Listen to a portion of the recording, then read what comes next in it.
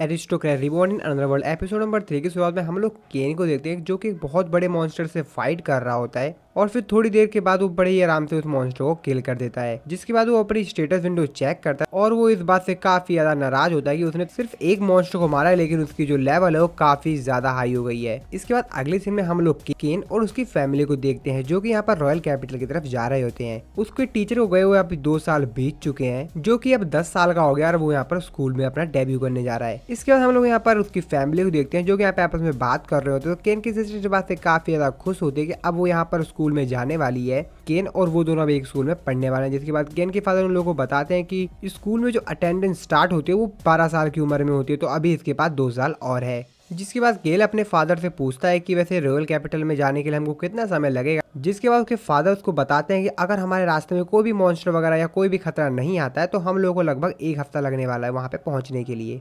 जिसके बाद केन अपने मनी मन में सोचते हुए बोलता है कि मेरे को यहाँ पर इन गार्ड्स की कोई हेल्प करनी चाहिए अपने सर्च मैजिक का इस्तेमाल करके, ताकि हम लोग के आसपास अगर कोई प्रॉब्लम हो तो हम उसको सॉल्व कर पाएं।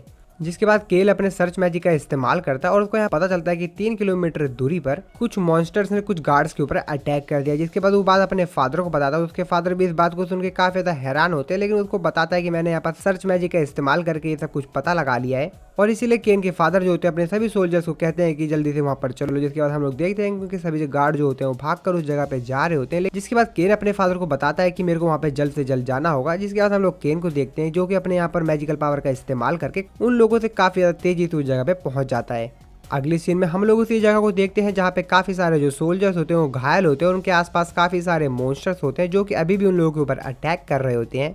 जिसके बाद हम लोग यहाँ पर केन को देखते हैं जो कि यहाँ पर अपने एयर कटर मैजिक का इस्तेमाल करके वहाँ पे बहुत काफी सारे मॉन्स्टर्स को मार देता है। जिसके बाद वहाँ पे जो गार्ड्स होते हैं वो उसको बोलते हैं कि बच्चे तुम यहाँ से चले जाओ नहीं तो तुमको यहाँ पर चोट लग जाएगी। जिसके बाद यहाँ पर केल होता है वो अपने एयर बुलेट मैजिक का और साथ ही में एयर कटर मैजिक का इस्तेमाल करके वहाँ पे सभी मॉन्स्टर्स को मार डालता है और वो गार्ड्स भी काफी ज्यादा हैरान होते हैं। इसके बाद केन उन लोगों के पास जाता है तो जो गार्ड होता है अपनी तलवार निकाल के केन की तरफ करते हुए बोलता है कि तुमको इस घोड़ा गाड़ी के पास आने की जरूरत नहीं है, तुम वहीं पे रहो। जिसके बाद केन उससे माफी मांगता है कि उसने अपना इंट्रोडक्शन नहीं दिया। जिसके बाद केन उसको बताता है कि मैं यहाँ पर वॉन सिल्फर्ड का तीसरा बेटा है। जिसके बाद वो गार्ड भी काफी ज्यादा आश्चर्य में रहता है। जिसके बाद हम लोग यहाँ पर देखते हैं जिन गार्ड की अभी यहाँ पर केन ने जान बचाई होती है वो गार्ड काफी ज्यादा घायल होता है, इसलिए वहाँ पर नीचे गिर जाता है। जिसके बाद केन उसके पास आता है और उससे परमिशन मांगता है अगर वो इसको अलाउ करे तो वो अपने यहाँ पर हील मैजिक का इस्तेमाल करके यहाँ पे सभी लोगों को हील कर देगा। जिसके बाद वो गार्ड उसको अलाउ कर देता है और हम लोग यहाँ पर देखते हैं कि केन अपने मैजिकल पावर का इस्तेमाल करके अपने हील मैजिकल पावर का इस्तेमाल करके वहाँ पे जितने भी गार्ड्स घायल होते हैं उन सभी लोगों को हील कर देता है। जिसके बाद केन उन लोगों को बताता है कि वैसे मैंने यहाँ पर हील कर दिया लेकिन आप लोगों को खाना वगैरह खाना पड़ेगा और रेस्ट करना पड़ेगा जिससे कि आपके शरीर में जो ब्लड की प्रोडक्शन है वो यहाँ पर बढ़ जाए, क्योंकि मेरा हील मैजिक जो है वो सिर्फ आप लोगों को हील करेगा ना कि आप लोगों के शरीर में ब्लड बढ़ाएगा। जिसके बाद हम लोग देखते हैं कि यहाँ पर केन के फादर भी आ गए होते हैं और वो सामने घोड़ा गाड़ी पे जो निशान होता है उसको देख के समझ जाते हैं कि ये ड्यूक का काफिला है।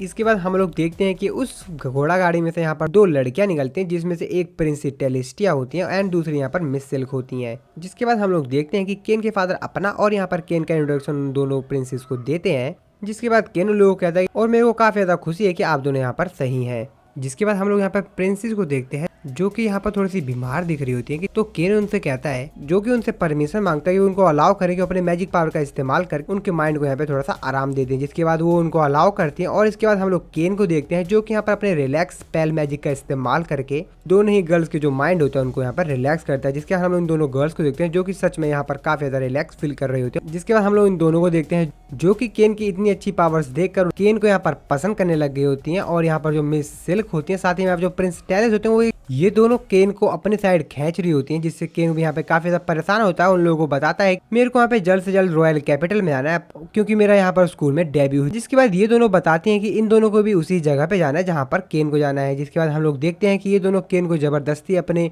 घोड़ा गाड़ी में बैठा लेती हैं और वहाँ से उसको लेकर चली जाती हैं और केन के फादर इन लोगों से देखते रह जाते हैं। इसके बाद अगले सीन में हम लोग यहाँ पर केन को देखते हैं जो कि इन दोनों के साथ उस घोड़ा गाड़ी में बैठा होता है और केन इन दोनों से काफी ज्यादा परेशान हो जाता है और ये दोनों केन को इसी तरीके से परेशान करते रहते हैं। जिसके बाद इनकी गाड़ी एक जगह पर रुकती है। जिसके बाद इन लोगों के पास एक गार्ड आता है और उन लोगों को बताता है कि अब हमारा यहाँ पर रेस्ट का टाइम आ गया है तो चलिए आप दोनों यहाँ पर रेस्ट कर लीजिए।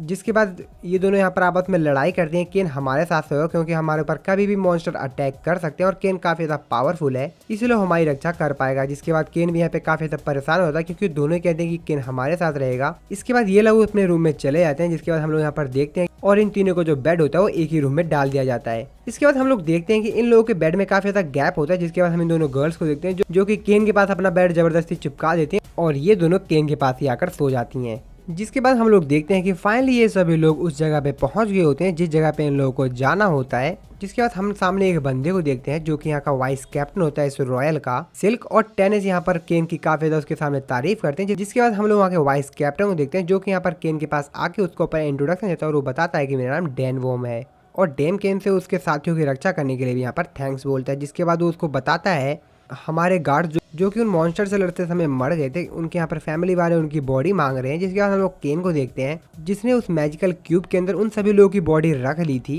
और हम लोग देखते हैं कि वो उन सभी बॉडी को निकाल कर उसके सामने रख देता है। इसके बाद अगले सीन में हम लोग केन को देखते हैं जो कि यहाँ पर राजा के दरबार में जाता है जिसको राजा ने बुलाया होता और वहाँ पे बाकी सभी जो शहर के लोग होते हैं वो सभी लोग भी होते हैं। जिसके बाद हम लोग केन को देखते हैं जो कि राजा के पास जाता है। जिसके बाद हम लोग राजा के मंत्री को देखते हैं जो कि वहाँ पे राजा और बाकी सभी लोगों को बताता है कि केन ने किस तरीके से प्रिंसेस एंड मिस सिल्क की यहाँ पर रक्षा की जब उनके ऊपर यहाँ पे मॉन्स्टर्स और ऑर्क ने अटैक कर दिया था। और वहाँ पे खड़े बाकी सभी जो लोग होते हैं इस बात को सुन के काफी ज्यादा हैरान होते हैं कि इतने छोटे बच्चे ने किस तरीके से इतने बड़े मिशन को कर दिया। कि तभी वहाँ पर जो राजा का मंत्री होता है वो सभी लोगों को साइलेंट करते हुए कहता है कि ये बात एकदम सच है। जिसके बाद राजा यहाँ पर ऐलान करते हैं कि वो यहाँ पर केन को इसके बदले में कुछ प्लेटिनियम कॉइल साथ ही में उसको एक मेंशन भी देंगे। तो यहाँ पे बाकी सभी जो लोग होते हैं इस बारे में बात करने आते हैं कि राजा इसको इतना सब कुछ क्यों दे रहे हैं। तभी उन सभी लोगों के बीच में से एक बंदा निकल के बाहर आता है और राजा के पास आके उनको बताता है सिर्फ 10 साल के छोटे बच्चे को आप प्लेटिनियम कॉइल साथ ही में आप काफी कुछ दे रहे हो, ये अच्छी बात नहीं है, बिल्कुल सही बात नहीं है ये। जिसके बाद केन भी राजा को समझाता है कि हाँ मेरे को इतना सब कुछ नहीं चाहिए। तो राजा उनको कहता अच्छा ये बात है। तो जिस तरीके से यहाँ पे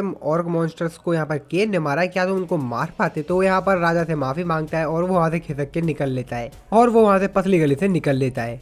जिसके बाद राजा केन को समझाते हैं कि आप तुम मानो या ना मानो पर मैं तुमको यहाँ पर ये चीजें देकर रहूंगा। जिस पर केन भी कहता है कि चलो ठीक है मेरे पास कोई भी यहाँ पर ऑप्शन नहीं है। अगले सीन में हम लोग केन और उसके फादर को देखते हैं जो कि यहाँ पर राजा के गेस्ट रूम में बैठे होते हैं। कि तभी वहाँ पर राजा उन लोगों के पास आते हैं और उनको आकर यहाँ पर केन और उसके फादर को थैंक बोलते हैं। जिसके बाद राजा केन को बताते हैं कि उन्होंने यहाँ पर केन को एक बहुत बड़ा पद दे दिया है अपने राज्य में और वो केन को बताते हैं कि जो कि उसका पद है उसके हिसाब से उसको यहाँ पर पेमेंट भी मिलेगी। जिसके बाद केन भी कहता है कि चलिए ठीक है। जिसके बाद राजा उसको बताते हैं कि मैं चाहता हूँ कि तुम मेरी बेटी टेलिस्टा का हाथ मांग लो। जिस पर हम लोग देखते हैं कि सिल्क के फादर भी कहते हैं कि हाँ तुम मेरी बेटी का भी यहाँ पर हाथ मांग लो। जिस पर केन तो काफी ज्यादा यहाँ पर कंफ्यूज और शॉक में होता है। लेकिन यहाँ पर जो राजा होते हैं उसको बताते हैं कि जब तक तुम यहाँ पर शादी के लायक नहीं हो जाते हो तब तक तुम्हारे ऊपर डिसीजन है कि तुम यहाँ पर इनसे शादी करना चाहते हो कि नहीं। इसके बाद हम यहाँ पर राजा के मंत्री को देखते हैं जो कि इन लोगों को साइड में बुला के इन लोगों को बताता है कि जैसे केन ने यहाँ पर सिल्क और टेलिस्टिया को बचाया था तो क्यों ना हमें इन दोनों में किसी एक को इनकी वाइफ बना दें। जिसपे सिल्क और टेलिस्टिया भी काफी ज्यादा खुश हो जाती है।